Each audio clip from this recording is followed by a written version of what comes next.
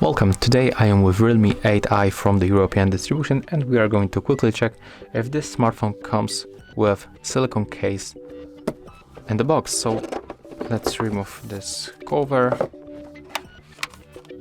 and yes, here we can find the silicone case with paperwork also.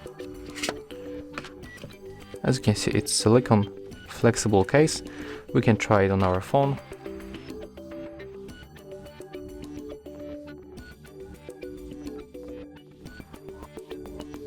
As you can see, it's very easy to put it on, and on the right edge we can find cutout for our power key, and we can also find here the fingerprint sensor.